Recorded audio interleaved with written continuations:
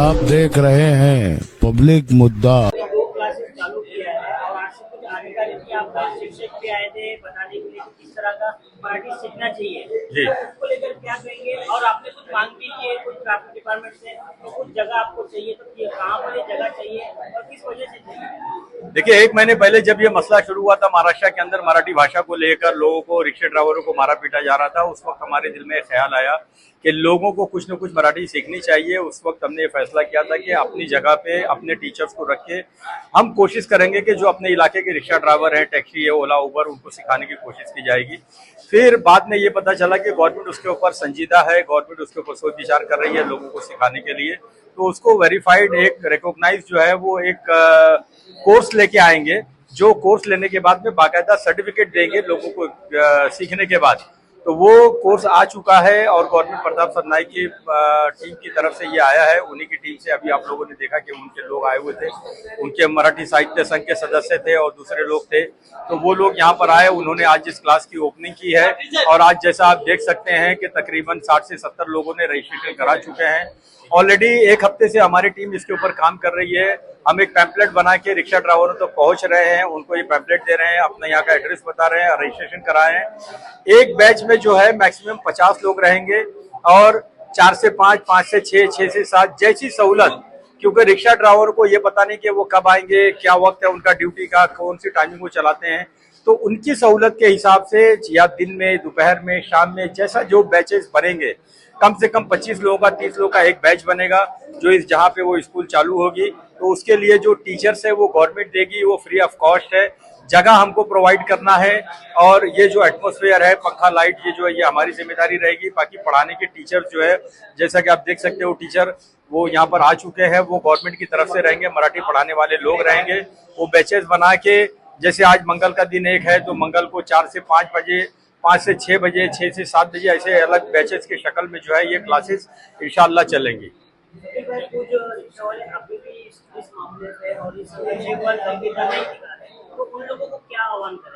देखो कैसा है कि कोई भी चीज, कोई भी मिशन जब आप शुरू करते हो तो पहले ही दिन सारी आपको कामयाबी नहीं मिल जाती है। हमने एक शुरुआत की है, जैसा कि आज आप देख सकते हो 150 लोगों ने एंडोर्समेंट किया है, रजिस्ट्रेशन किया है। तो जब 150 लोग जाएंगे, कुछ उनको 2 वर्ड बोलना सीखना आएगा। अभी हम और रोडों पे उतरेंगे, रिक्शा यूनियन के पास, टैक्सी यूनियन के पास हम लोग जाएंगे। तकरीबन मुमरा के अंदर 7 यूनियंस हैं। सारे यूनियन के हेड को पहले हम कांटेक्ट करेंगे, उनको अपने बैनर्स देंगे, अपने पोस्टर्स लगेंगे। उसके बाद धीरे धीरे धीरे लोगों में अवेयरनेस होगी और धीरे धीरे लोग बढ़ेंगे। सबसे पहले मैं शकील भाई का विशेष मुझे भी मुमरा में आके पढ़ाना है मराठी में, थोड़ा सा डर महसूस हुआ। आपको जैसे टेंशन आया भैया कि एग्जाम देना कोई अपने लिए भैया है, 15 वाक्य आपकी पार्टी झालेली आहे, डरने का भी। हमारे मैडम ज्योति मैडम या एडवोकेट सुरेश प्रधान ने हम लोग क्या करने जा रहे हैं आपको बताया। हमारे आरटीओ साहब भी आए, जबकि 200 बनने का सिलेबस हमारे सामने आया।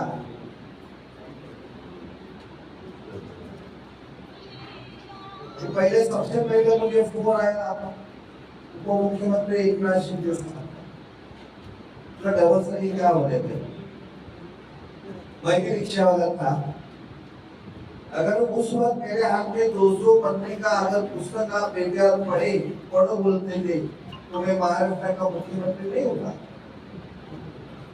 प्रताप सरनाईक जी भी परिवहन मंत्री, वो भी रिक्शा चलाते चलाते परिवहन मंत्री हो गए।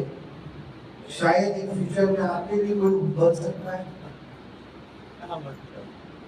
और ये सब सोच के आरटीओ के एक्ट में ही अगर लिखा है इस राज्य में आपको बिजनेस करना है या रहना है तो उस राज्य की भाषा आनी चाहिए। तुम्ही महाराष्ट्रामध्ये आता आमचे भाऊ बंधू याला आम्ही पण दोषी होतो मराठी माणसं। आम्ही रिक्षात बसल्या बसल्या म्हणतो चलो पुन्हा स्टेशन लेके चलो, हम लोग भी स्टार्ट करनी चाहिए ना। लेकिन हम लोग भी यही, आपने जैसे कि मैडम ने हिंदी में बोला, आपने भी हिंदी में जवाब दिया, आपकी कोई गलती नहीं है। अभी आप उल्टा कहो, अगर हमारे मराठी आदमी अगर मराठी में बोले तो बोला तुम्ही मराठी बोला, जय महाराष्ट्र, महाराष्ट्र करतो। कुठेतरी सुरुवात व्हायला पाहिजे, पण शासन स्वतः आपल्या दाराशी आलेलं आहे। आजपर्यंत अशा प्रकारचा उपक्रम महाराष्ट्र शासनाने घेतला नाही। ज्यावेळी या देशामध्ये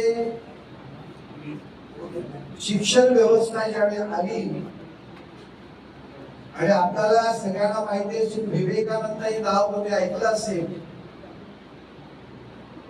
बंगाल मधला एक मोठा फिलॉसॉफर स्वामी विवेकानंदाने ज्यावेळी जागतिक सर्व धर्म परिषदेमधून आपल्या देशामध्ये परत आल्यानंतर शिक्षणाचं किती महत्व आहे सांगितलं होतं, त्यावेळी ते म्हणाले जे गरीब आहेत, जे कष्टकरी आहेत, जे मेहनत करतायत, ज्यांच्या पर्यंत शिक्षकांनी गेलं पाहिजे ते तुमच्यापर्यंत येणार नाही। जसं महाराष्ट्र शासनाने आधी सगळ्या प्रयत्न केला की जिथे आपले हे बंधू आहेत, तिथे आपले चालक आहेत, इथपर्यंत आम्ही जाणार। सगळे तज्ञ शिक्षक आहेत, त्या तज्ञ शिक्षकांनी 15 वाक्य आपल्याला पाठ करायची आहे। प्रयत्न आपला सुरू आहे की तुम्हाला ती 15 वाक्य तुमच्या मोबाईल मध्ये देखील लोड करता येते, म्हणजे 30 वाक्य तुमची पाठ होतात। या सुंदर अशा उपक्रमाचं मुंबईसारख्या शहरात इतक्या मोठ्या संख्येने आपण उभे राहिलेले आहात, मला असं वाटतं महाराष्ट्राचं स्वागत करेल। महाराष्ट्रातल्या आमचे चालक म्हणजे माझा मुंबईतला भाऊ जर मराठी शिकतोय तर मी का नाही शिकणार? शेवटी भाषेला जातपात नसलेली, भाषा म्हणजे काय तर भाषा म्हणजे आपल्या मनातले जे विचार असतात त्यांची देवाणघेवाण करण्यासाठी बोलतो। जी एका माध्यमाचा वापर केला जातो ती भाषा। तुम्ही कुठेही जा, आम्ही महाराष्ट्रामध्ये आम्ही आमच्या मराठीला आई म्हणतो आणि हिंदीला मावशी म्हणतो। आपण आपल्या आईपेक्षा मावशीवर जास्त प्रेम करतो ना। जसं तुमची हिंदी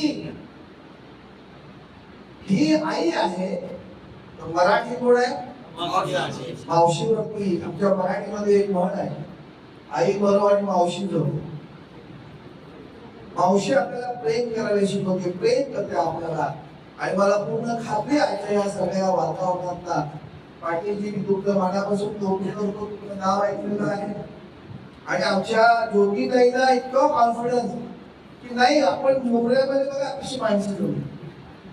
आता कायदाच आहे, साहेब बोलतीलच की आरटीओ ला 15 तारखेपर्यंत कुठले ऍक्शन तुमच्यावरती होणार नाही। कालच मी जॉईंट कमिशनर रवी गायकवाड यांच्यावर कमिशनर ऑफिसला मला घेतली, बैठक झाली आमची आणि त्याला विनंती केली की एका कार्यक्रमात असं झालं की असाच वर्गाशी चालू असताना आयपीएचे साहेब आले, मागची विद्यार्थी पळून गेली। का पळून गेले? काहीतरी अडचणी असतील, परमिटची अडचणी असतील, एक परमिट 10 लोक वापरत असतील, कायचा प्रॉब्लेम असतील। पण आम्ही काल गायकवाड साहेबांना विनंती अशी केली 15 ऑगस्ट पर्यंत कुठलाही कार्यवाही आमच्या बंधूंवरती करू नका। कष्ट करतायत, बिचारे मेहनत करतायत, असं होणार नाही अशा प्रकारची काल सूचना अधिकाऱ्यांना देण्यात आलेली आहे। संपूर्ण परिवहन विभाग तुमच्या बरोबर आहे आणि मी तुम्हाला विनंती केली, आज खूप मोठा मीडिया आपल्या समोर आहे, तुम्ही जास्तीत जास्त लोकांपर्यंत पोहोचा।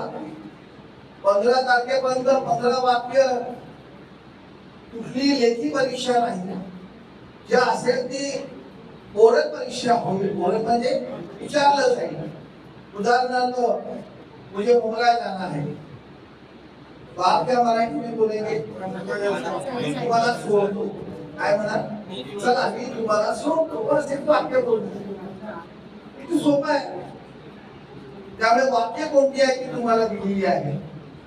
या 15 वाक्याच्या वरती एकही वेगळं वाक्य कधी 2 प्रश्न किंवा एक विचार जसं आपण आहात काय विचारायची गरज आहे. मराठीत बोलतोय फक्त आडनाव अमराठी आहे.